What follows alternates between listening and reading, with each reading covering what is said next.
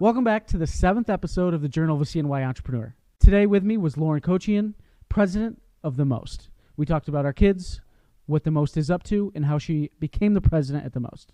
It was an awesome 45 minutes, and I can't wait for you to see it. Here we go. All my life, been grinding all my life. Sacrifice, hustle paid the price. Want a slice, got to roll the dice. That's why all my life, I've been grinding all my life. Look, all my life, been grinding all my life. Sacrifice. Welcome back to the Journal of a CNY Entrepreneur. Special guest, special new studio. We've brought in Lauren Kochian today. How are you, Lauren? Good. How are you? I am excellent. Appreciate you coming in. Yeah, thanks for having me. This is awesome. My kids love The Most, and so I'm really excited to have you. What do you think makes The Most so special, and about just having it in Syracuse? Well, there's a lot of things, of course. It's really the only museum of its kind in the whole region, which is really cool. There's certainly other science museums in neighboring cities, but ours is pretty unique. Unique that it's really for younger kids primarily. Though we have some really cool adult programming on evenings as like part of our fundraising. But it's also really unique because it really has so many local connections. You know, a science museum, you think of certain things, which we do have, dinosaurs, outer space, rocks, things like that. But we have so much that ties into local manufacturing through our exhibits, things you wouldn't necessarily expect. And they're really cool and fun and hands-on. And we have a telecommunications exhibit also tied into our local workforce. And of course the Micron exhibit, which is brand new and also really tied into the community. And I don't know that a lot of museums, particularly science museums, do that, but our focus really is STEM education. We are a New York State chartered educational institution, and so to have the local community relevance is actually really important to us and important to the curriculum. So yeah, and I think that's also one of the things that makes The Most really special is you're very involved in the community, and with Micron coming, I think there's a lot of things coming up for you guys. Is there anything you can share? It seems like The Most is always doing up to something. What do you guys got coming up soon? We are always up to something, and in fact, after all of this really cool, great PR and all the things that Micron brought to The Most last year, I kept saying, like, okay, 2024 is going to be the year. We are going to catch our breath. We are going to do just our normal programming, our normal exhibit upkeep. But you then, thought. Yeah, exactly. Which I kind of, it's just one of those things too. I think if you ever get too complacent in just day to day, right, that's not a good thing. And I do think that, but the balance of those things is important, right? But there was a tremendous opportunity for us that we actually didn't think we were going to get, which was part of it. So The Most, as you know, is this big, huge, brooding armory building in Armory Square. But there's one side of the building that's totally unused, and a lot of people don't know that. I did not know that. The side, on the east side where the lawn is, that is, it's the side where we call the tower. That's 4 floors of unused space. And the first 2 floors are huge. They're each about 6,000 square feet, and in complete disrepair. When we moved into the armory in the 90s, we did not do anything with that space because we didn't need it. And so, to me, it's been like a combination of things. It's a shame to let it go in disrepair, go unused, but at the same time, we're growing, and as much as we have a really great exhibit footprint, like, we don't have enough room for programming. And programming, like STEM education programming, is probably half of what we do. And at the same time, like, as part of this growth, when you grow, like, all of a sudden people are, we try to always send families out into the community to go get a bite to eat and to go shop. Well, Armory Square is different now. So, and people are actually spending more time at The Most, like their length of time. So we want to do things in that new space, like a cafe, with kid-friendly stuff, juice boxes and goldfish and cheese sticks, things like that, but like coffee for parents and things like that. And we want like an actual lab, science lab, things like that. So we had this great opportunity to apply for a grant. And we have applied for these grants before. We never got it. The total project to renovate that space is $3 million. And usually, like, you'll get a portion of a grant, Sure. we got 100% full funding from this grant through Schumer's office, Gillibrand's office, and Brandon Williams' office. And actually, so we'll probably be starting that project at the end of this year. So that is probably the biggest, not only biggest for right now, but probably one of the biggest projects in the most history. Yeah. Expanding out into almost 20,000 square feet of space, which will allow us to continue to grow, is pretty huge. So That's really exciting. yeah, it is. It's awesome. We talk about this all the time. Feels like Syracuse is just everywhere you look. Micron's coming. The most is you're doing. It feels like the city at large is really coming up at the same time. Do you kind of feel that way? And what are your thoughts on that? I do. I'm a Syracuse lifer, and so and I went to SU, so I've certainly been all around and seen good things, bad things, you name it. But I do think that there's been a lot of growth recently, like a lot of, and I don't know if it was like the growth that started before COVID where we just kind of picked up where we left off, or if this is like a different, I can't tell, it's like a different post-COVID growth. But I definitely see it, especially downtown. Vacant buildings are being purchased or leased. There's cool new restaurants coming in. There's things that we haven't had in so long, like art galleries, Right. And so I think that I really do think that the growth is like it's evident, and I think that Micron is sort of like almost like a linchpin in a way, because at least from my perspective and like the kind of work I do with nonprofits and with community work, a company like that coming to town, like obviously they've removed financial barriers for us, but they remove them for everyone in a way that the community is going to thrive. And what I mean by that is like, so a lot of times, like in a small nonprofit, it's so hard to just fulfill your mission, let alone partnerships, expanding programming, new programming, working with, like, we should be working with places like higher ed, school districts, nonprofits that do similar work. Well, now all of a sudden we have the resources to do it, and not just us, we all do. So everything that the community also really needs to do, improve public education, improve infrastructure, improve housing, something like this comes in and just sort of almost organically removes those barriers, and sort of forces everybody to work on the partnerships, to collaborate, to become creative with solutions, because now we can. Yeah, I completely agree. I feel like everything that happens, there needs to be like one stalwart that makes it all come together, and it feels like Micron's really that. But I think so. I want to take a quick step back. You said you're a Syracuse lifer. Yeah. What has made you stick around in Syracuse your entire life? Okay, let me rephrase that. Okay, so I am a lifer, and actually, growing up, I think every kid that grows up in Syracuse thinks about going to SU, right? But for me, it's funny that I'm president of a science museum, because my strong suit was always writing and communications and things like that. So going to SU again, great school, great fit for something like that. And you went to Newhouse? I did. Yep. For my and actually, so I went to Newhouse.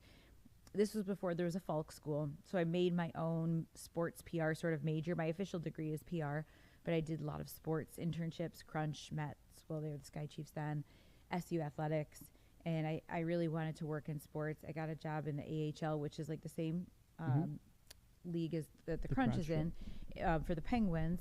And then I was like, oh, I hate this. Okay, great. So glad I spent all of this time, money, and internships on something I don't want to do. So my mom convinced me to come home and get my master's. And I came to SU, got my master's. And then, and this was like 500 years ago. Met my husband at the time there, decided he was staying at SU, just decided, you know what, we got married, I got pregnant. I was like, this really is ideal place for a family. And so much so that either one of us probably could have worked anywhere, but tried really hard to stay in Syracuse, which is probably unheard of. But when you have kids, becomes a totally different community. Yeah, I completely agree. You start to care about where they grow up, the schools that they go to. another thing you said is, downtown. And I think that's Mm-hmm. what's really cool about Syracuse. When I bring friends in from out of town, the Yep. first place I want to go is downtown. Same. Specifically food. There's so many good restaurants. What are your favorite places to go downtown? What do you love to stop in at? Oh my God, that's hard. So my favorite has to be lemongrass. Lemongrass is delicious. So good. The food is just incredible. The space is gorgeous. Max is really a genius. So every time you go there, you're gonna have a great experience. I love Kitty Hoynes, but it's when I want to sit at the bar and eat and have a drink. I love to go to Kitty Hoynes and get a good pint of Guinness. Yeah, Nothing they like taught me how to pour one. Okay. Yep. Actually, apparently I did a terrible job. They tried to teach me. We go, not surprisingly, down the street. We go to all these places a lot at the most. I love pastas because I love pasta and bread and basically everything that they make. So and that's a good one too because my kids will eat anything there too, which is nice. Mm-hmm. And then my cousin opened a restaurant recently. It was the Old Amano. It's called Abbiaco. Okay. And it's really incredible, authentic Sicilian food. Okay. And so that's a favorite too. Awesome. When did they open that? Oh, I want to say it was like last fall. Okay. And it's in the Old Amano. Yeah. Awesome. Good little Yep. shout out. And that's the thing about it. There's a little bit of everything. There's Mexican, Italian, there's nice bars, Yep. good place for a good pint. Yeah. So there's really a little bit of everything. Yeah. When I started at the most, I gained 7 pounds in like the first couple of months. I'm like, okay, cannot go to Sweet on Chocolate every day. Sweet on Chocolate's another good one. It is my other cousin. I'm related to everybody. Yeah. I'm Italian and I'm Armenian and I've lived here my whole life, so it's just what happens. Yeah. So I know you said it's hard to find the balance for the most, but for you personally, being a mom, president of the most, I'm sure, and I've seen you in the community everywhere. You got a lot going on. How do you find it, kind of balance it all? And any advice you can give to someone, maybe like myself, that has way too much going on, that can slow it down for a minute? How do you find that balance? I have oh God, that's tough. The answer is she doesn't. Yeah, everything is mass chaos all the time. It really is. But I do try to stay organized. I try to tee up my whole week personally, professionally on Sundays. And then one day at a time, make sure I know where I'm supposed to be. I have this awful, awful tendency to double and triple book myself.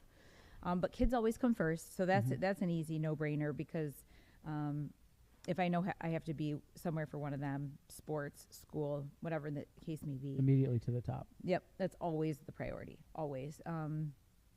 And so obviously that helps inform a lot of decisions. And then, but I guess I must enjoy a little bit of that chaos. I sleep well at night because of the chaos.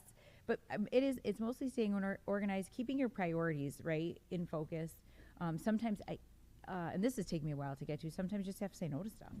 I'm getting there. You have to, and you have to get over it. For me, it was like always feeling guilty about it, but you can't, because if you're not giving something 100% anyway, then it doesn't help whatever you're trying to do, and it certainly doesn't help you. But I wish I could be more helpful in that. I really just try to manage the chaos as it comes.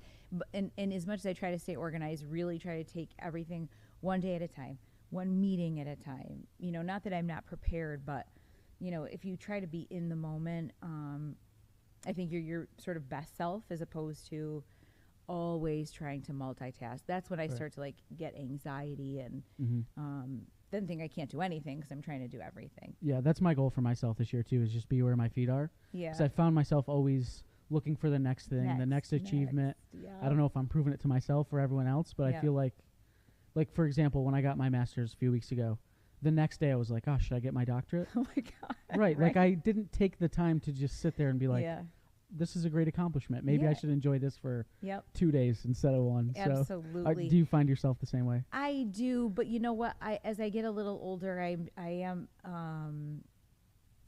am trying to be more cognizant of that. Like I said, professionally, it's harder. Like, what's the next thing? What's the next project? I told my staff we're going to take a break. We took no break. I even actually, a wonderful person who used to work for me actually said, you keep saying this is the next, like this is the last thing, and then things will calm down, and they never do. But I realized I enjoyed that, and that thing always leads to the next thing, you know. So if you keep yourself busy, those next things are just going to come. So you don't necessarily have to get your doctorate the very next day, but the master's will inform some sort of logical, like, progress, success, progression, you know, sort of like whatever that looks like. But I definitely find that, and this I've learned from my kids who are teenagers. I have a 20-year-old and a 16-year-old, and they, because they were raised on it, they don't have to be on their phones all the time. They don't, they want to disconnect. My son wants a flip phone. He's like, I know I can't have it. I need a phone. But so I'm also trying to learn that from them, and just sort of like, oh yeah, I can like not check my email right now. It's 9:30 at night. We're watching a hockey game and I'm in my pajamas. Like, okay, just put it away. So I think there's also, even though I'm learning it as I'm getting older, there's something to be said from a different generation who's doing it sort of the right way. Right. So That grew up right in it. Yeah. I think that's, it's a double-edged sword for high achievers, where it's always the next thing. And that's what makes you so successful or so driven. But on the flip side, you drive yourself mad in the meantime. And I'm finding myself, maybe not as much lately, driving myself mad, but I'm trying to find that balance of what's in the middle. But seems like being a parent's really important to you. Has that changed the way you've, gone about your career and that type of thing? Absolutely. I realized, actually probably it was a few years ago, and being a single mom even more so, my job in a way is nonstop as a leader, but in the world of nonprofit, things generally are less competitive, less cutthroat, more flexible. So before COVID, we had all of that remote working and things like that now like everybody has, but it's definitely helped me be a better mom to have that kind of flexibility. For me personally too, to be able to work in the world of nonprofit, which has basically been my entire career, we're going on 25 years. I do feel like I can make an impact just by showing up and going to work every day, which is awesome. Do you think you fell into nonprofit, or was that a strategic, something you wanted to do? I fell into it.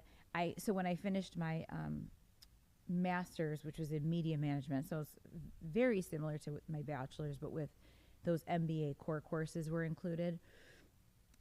But I was still interested in the same things: communications, PR, marketing, and my first job after my master's was at Syracuse Stage. So it's a professional theater company, but it is a nonprofit. And so similar to my past experience in sports, it's all entertainment, that kind of thing, but the pace was different. It really was like doing some really important, artistic, meaningful work in the community. And actually I was doing singularly marketing at the time. And then they needed somebody to help with fundraising. I ended up helping with fundraising. I was like, and probably because of my personality, I'm like, I love this because I am competitive and nobody's going to tell me no. And I am going to sell the hell out of everything we have. And so that led me to my next job, which was marketing and fundraising at Arc of Onondaga, where I ran the department. And then, and actually then I was recruited to work at the Most because, of course, I'm dating myself again. But I was, there were not many of us that were using social media at the time for marketing, for development, especially in nonprofit. And so in a place like the Most, this is what moms use, right? This is what everybody uses. But there was this huge need for digital marketing, and that's how I was recruited to work there. The PR person now running the Science Museum. So did you originally do social media marketing for? I brought it to Syracuse Stage. Yep, when I started there, and then as part of my role in marketing at ARC, I did it there too. And it really, again, everybody does it now. So, but at the time, it really did sort of stand out, right? Because I'm posting pictures at ARC of kids with Down syndrome, and here's the amazing things that they're doing that you need to know about and you need to support, right? Mm-hmm. And so that was somewhat unique, especially in this community. And then I think it stood out enough that, and I got to play around with it, right? That's the cool thing about it. You can experiment, you can see what works, you can see what doesn't. I was learning as I was going along, and then I brought all of that to the museum. I think social is the perfect for creative people like that, because my favorite thing to do is just try stuff. Mm-hmm. Just I'll make something and put it out. I think where we connected was on LinkedIn. Mm-hmm. Yeah. I'm always just posting stuff, just seeing what works Right. the best, and it's fun for me. It's like a nice creative outlet. It is. And like I said, I've seen you in the community a lot. What are some of the things that you're doing, volunteer wise in the community? And I know you're always out there doing something. I know. I feel like I am. My favorite board that I was just on, my term lapsed. I was on the advisory committee for Golisano, Mm-hmm. which was incredibly rewarding, and certainly anything that connects with children to me is really important. And so actually, and then I'm on the Arts and Cultural Leadership Alliance board, so all the museums and arts groups in town just sort of collaborating and meeting. So those are really the only two right now. I don't know if you count this as community service, but I had two of my son's teammates live with us for an entire hockey season, one from Japan and one from Latvia, which with 4 teenagers in the house. That sounds like community service. Yeah, and there was room for very little philanthropy, volunteer work, community service. But you know what I do too, speaking of social, is I try to be in a lifer, a person that connects people. Mm-hmm. I do see a lot of what I do is, in fact, like the other day I saw this, like, because I was looking for the most, I saw a grant for literacy programs. So I sent to all of my literacy friends, like, look at this RFP. Like, I try to just connect people so we can all sort of continue to collaborate, continue to fulfill our missions, that kind of thing. But I do think that next year I'm going to get back on one of the boards that I used to be on. Gigi's Playhouse is another great one that provides services to kids with Down syndrome. That is a great one. And I love, like I said, anything that helps kids. I'm a sucker for it. So. Yeah, me too. Ever since I had kids, I can't even watch, even in movies, like if kids are getting hurt, I'm like, Yep. You got to change it, fast Yeah. forward. I can't. I cry those Upworthy, like, do you follow Upworthy on social media? Yes. I'm like, oh my God. It's like the equivalent of like the Hallmark commercials. Yeah. Yeah. Yeah.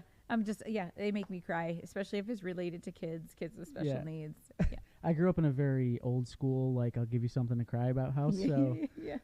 emotions weren't really a thing that were super welcomed growing up. But ever since I have kids, like you said, I'll be laying in bed watching a TikTok at 9 o'clock at night, and I'll just start Letting crying. it all out. Yeah, I've been there too. Yeah, I have too. It's so funny. I think that our kids definitely not raised like we were, right? That sort of, it's a 100%. different generation. And I think it shows. I think that, granted, my kids are teenagers, so they're really, I'm seeing them grow now in a different way. But I think they are generally more compassionate, understanding. And maybe it isn't because, like, I was growing up, you didn't like what we had for dinner. My mom's like, well, you can just go graze in the backyard. Yeah. Okay. She always thought I was crazy. I was like a short order cook when they were little. Yeah. But I'm like, but look at how great and wonderful they are now because I have indulged all their craziness. Yeah. It was just me and my mom growing up, a single mom, and she was very, very tough on me because she had to raise a man by herself. And she was the same way. Like, I didn't get an inch for anything. Mm-hmm. If I didn't like what we had, then go to when hungry. I don't know Because she what to probably tell you. didn't have an inch to give, right? Right. Yeah, Single 100%. parents, there's not a lot of bandwidth there. Yeah. It actually, when my kids were little, that was tougher and really tough, actually, especially because you don't want to shortchange them on anything, and I didn't. And it's funny, though, now that they're a little older, I think they really do see it. They recognize, wow, mom does a lot and makes our, as I'm sure you obviously do with your wonderful mother. Yeah, So I feel bad about now that I Yeah. have kids. I couldn't imagine doing some of the things that my Yeah. kids do or saying some of the things. I feel bad. I'm sometimes You like, should Mom, feel I'm so bad." sorry. I'm so sorry, Mom. Yeah, Wh- but that's how it's supposed to be, right? Yeah. So, What do you think's been your favorite part of being a parent? oh man, that's tough too. You know what? It's funny. I've said this a lot recently. Is in terms of like age, I will say momming teenagers is the best, and everybody makes you dread it. And there was definitely moments where I was like, I hate these kids, but Clip that. Clip that. but to see them be young adults they're really kind kids, and they're smart, and they're funny, and they're just like people, and but they're good people. Mm-hmm. I can have conversations with them, which is awesome. Yeah. Meaningful conversations with them, which is really cool. So for me, that's been the best part. And I think just along the way, it was like a little bit of everything, taking pride in their successes, even having their backs when things were bad. I mean, there's some sort of comfort in being able to comfort, Mm-hmm. So there's very little I didn't. The only thing that puberty hormonal thing, boys are like, foot stomping and eye rolling, and your daughter will just not talk to you and cry. That's the only thing I could do without. But for mine, that was thankfully short-lived. What do you think it's the biggest thing that it's taught you? Oh, I feel like this is gonna take a sad turn. I don't, you know what? It really, truly, like how. You wouldn't be the first person to cry on this show. so- Really, I'm not crying because, well, I've cried. No, I am a crier, so I'm going to really try not to. But I think in the book I'm reading is sad, and it's related to this. So anyway, but I think that sort of how precious life is and love is. I mean, same thing. Like, my parents, they used to annoy me, and now I'm like, you were so amazing and unconditionally loved us and would do anything for us, still would. Yep. And they would do anything for their grandkids. And I know that now, right? I see it now because that is the exact unconditional love, to the point where it almost does hurt sometimes, because you love someone so much and you either want to take their pain away or you but I think that's helped me also really try to, again, try to be in moments, try to enjoy sort of this fragility of life, and especially nowadays, where I feel like I do think it's more important than ever these days. I think everybody's fragile. Everybody's mental health at times can also be fragile. So being a mom, I think, is just helped my humanity. Yeah, 100%. I always say, and I understand kids aren't for everybody, but I really don't think you understand the meaning of life or true love until you have kids. Mm-hmm. For me personally, that's where like everything changed. You could ask anyone that knew me before my kids.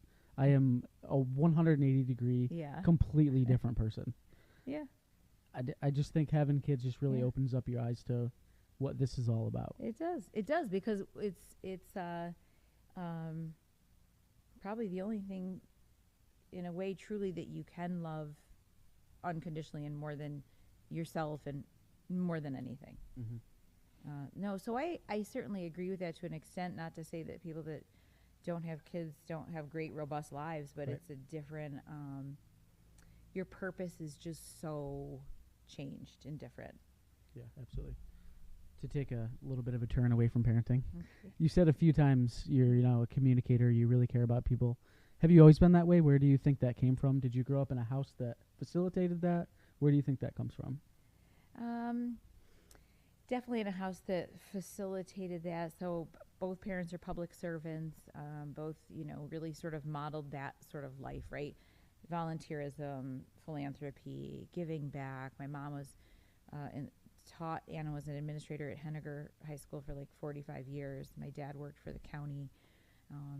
I had 2 older siblings, and so it was certainly modeled for me. Mm-hmm. And then but I think some of it is sort of, but at the same time, it's funny because my siblings and I all have very different personalities. So I think with, like my sister will often tell me I'm too sweet, right? I'm too nice. I am a people pleaser through and through. Well, until I'm not, but that's a podcast for another day. But I think some of that's innate. I think I just sort of, some of it's just kind of like, just how I've always been, the sort of the bleeding heart personality. But also, yes, always really talkative and found that that's in like school and growing up, that's where my strengths were, writing and humanities as opposed to science and technology and engineering, math. Right. But certainly I would like to think that no matter what my household was, that, I would have been afforded the same sort of lifestyle and privileges and grown up the same way and had all these same good characteristics and know how to hide the bad ones characteristics. But I don't know. I think a lot of it also, so I think it's both my upbringing and just kind of how I am. Yeah. I think it's interesting that everything you just explained, and then you're the president of a place that specializes in STEM. Right. Every time we do something like a new exhibit or we have an education team, and one of my top leaders is, not surprisingly, the senior director of education and curation. So anytime something new comes along, because I do most of our PR and media as like our spokesperson, I'm like, okay, remember, you need to talk to me like I'm one of our most 5-year-old visitors. Like, explain this to me, please, because I have no way. When she starts talking, like, I have no idea what you're saying. Like, the semiconductor, like the Micron exhibit, I'm like, I still don't entirely understand. But what's important is I really do appreciate how important that is. Mm-hmm. And I think now more so we are investing more into STEM education for kids, and that STEM is for everyone. It is for girls. It's for everyone. I know certainly the most is we have all these incredible programs to ensure that cost is not a barrier. We have so many what we call impact programs that are all about inclusivity. So things like sensory friendly time for kids with autism, or the Future Women in STEM series, which is actually all about manufacturing careers for girls. And then we have a Black scientist mentorship program. So I do think we are exposing more kids, like holistically, we're doing a better job as a community, whether it's the corporate sponsor or the museum or the school. So that somebody like me, maybe I did actually, I highly doubt it, have a knack for STEM and just, highly doubt it. And just wasn't nurtured. So so I appreciate how important that is. And I really appreciate how important that is here, because we have this really, what lies in the middle in our community with STEM education is opportunity. And where we have, on one end, we have the most, Syracuse City School District has some of the most impoverished children in the entire nation. Yep. And then we have companies like Micron, like Lockheed Martin, where most jobs are 6-figure jobs. So now everybody in the most should be a huge part of that. We need to fill that gap, right? Mm-hmm. We need to make those opportunities for those kids available here, so that they have the job here, so that they can be the good parent, have the good career, become future leaders in our community. Mm-hmm. So even though, yes, STEM ain't my thing, like it doesn't matter, because I can still make progress towards it. Yeah. I'm glad you brought up the, young women in STEM and that type of thing. Being a woman that's, a president of, a big place like that, what does that mean to you? Is that something you consider? I think for myself, this is my 7th episode for women. I think it's really important for me to highlight women in our community, because number one, women want to be on the show the most, or have shown the most interest.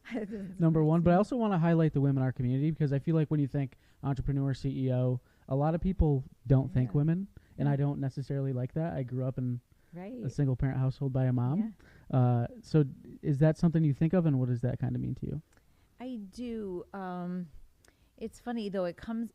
My feelings on it change and come and go. It's funny. It sort of depends.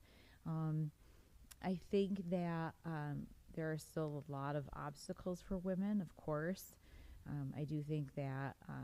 I mean, I received an email today about my own work where I was mansplained to, and I was like, okay, what just happened here?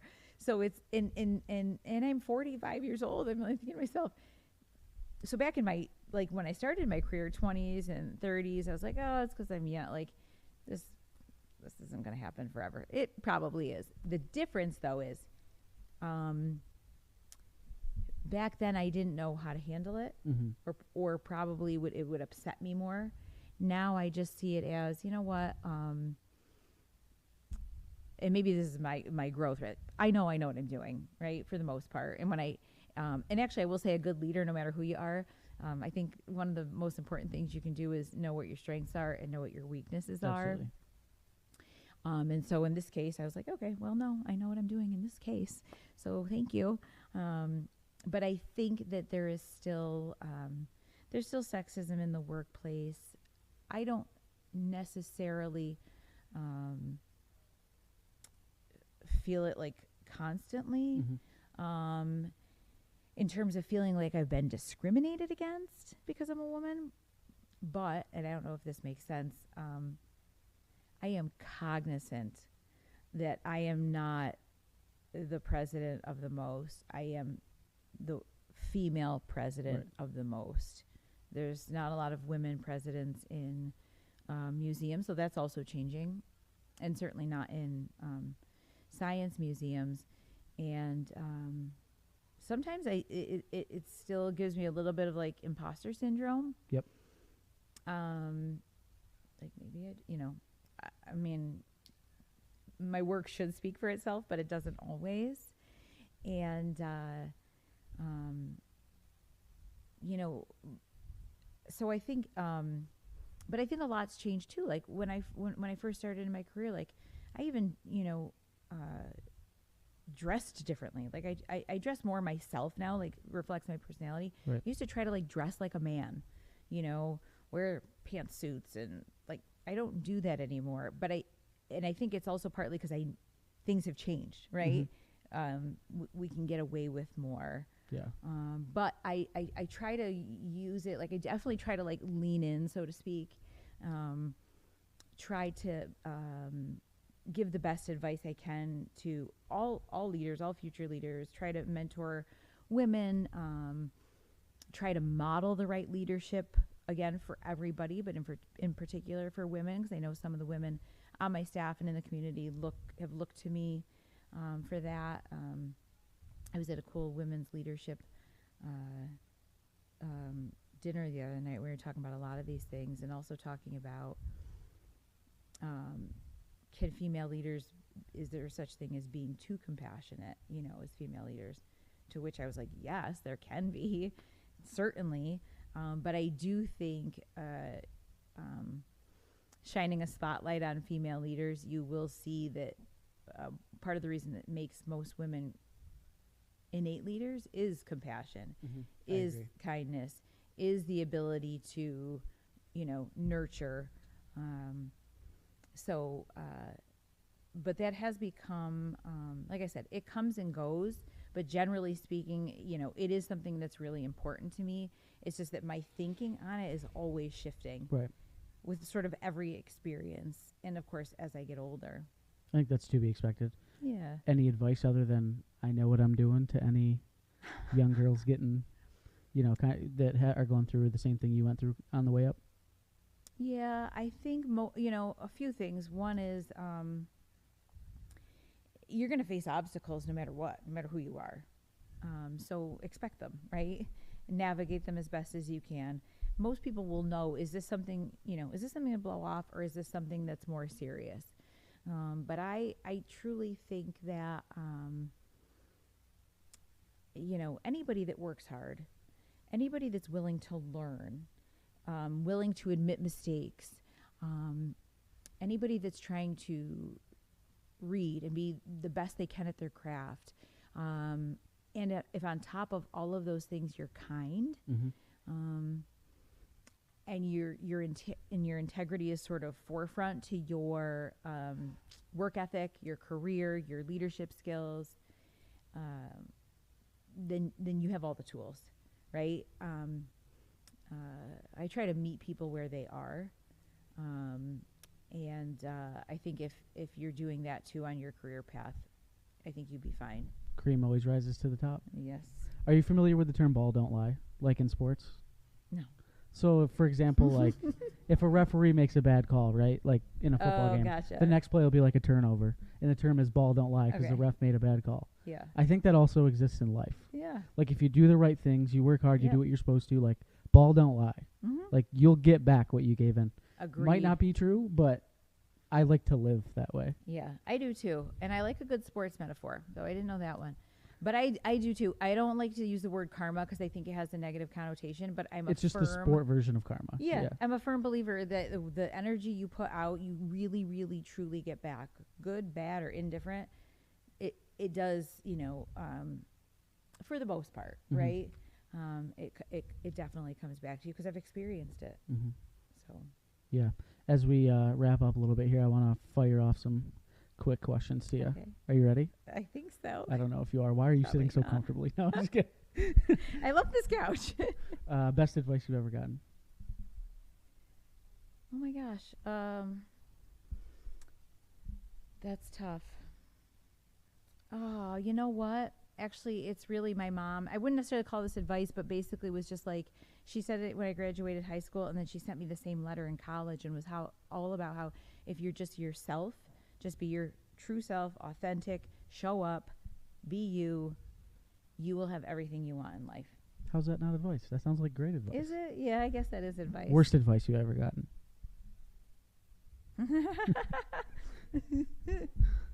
I don't know. Maybe don't answer with that one. Yeah, because it's like a personal romantic thing, so we're not gonna go there because I would just say just trust your instinct when it comes to dating. Okay. Because the bad advice was like I took some bad advice on somebody, but I don't bad advice professionally. I don't think I've ever gotten. Really? Mm-mm. Wow. Or if I did, I didn't know, and I ignored it because it was like, well, that's stupid. Yeah. There we go. If you hear something you think stupid, There you go. Ignore it. if you could switch places with one person for a day, who would it be? Can it be somebody dead? Well, they would be dead, so you'd be dead. Oh. But yeah, sure. Okay. Well, Ernest Hemingway, if he was alive. Okay. Got it. Why? Well, he's my favorite author, and so and he was like a tortured soul, Mhm. but brilliant and sophisticated and intelligent, good looking, the whole thing. He's an author, so he's automatically cool. But I find him so interesting based on his work, so I'd love to be in his brain. In a vacuum, if nothing else existed, what would you want to do professionally? What would you do for work? I would be I'd be some sort of cool, like fit athletic person, maybe like maybe a runner or ice hockey player. If you could do anything in the world, you'd run. Yeah. Meaning I'd be good Me at and it, you do right? not see I life. mean, I run now and I'm terrible, but in a right, I would be like a career runner. Yeah, Okay. totally. Fine. Who do you want to be the most proud of you? My children. That's a good answer. Thanks. Lastly, this is the last thing you're going to say. If you want the world or maybe just the show to hear one thing, what would it be? Oh man, you know what? I'm one of those believers, especially in this sort of times that we're living where everything feels sort of, I think, overwhelming. I'm a firm believer that that paying it forward is so important, and one good deed, it's like the karma thing, the good energy thing. I am a huge believer in that ripple effect thing, even if it's just complimenting somebody and a kindness, taking somebody's grocery cart, because I believe that the ripple is really truly how the world changes, is these small little transactions and interactions in life. Love it. How does it feel to be the first guest in the new studio? I love it. I feel very cool. Thank you. I Thank appreciate your time. Thank you, Lauren. This was awesome. I appreciate it Appreciate too. it.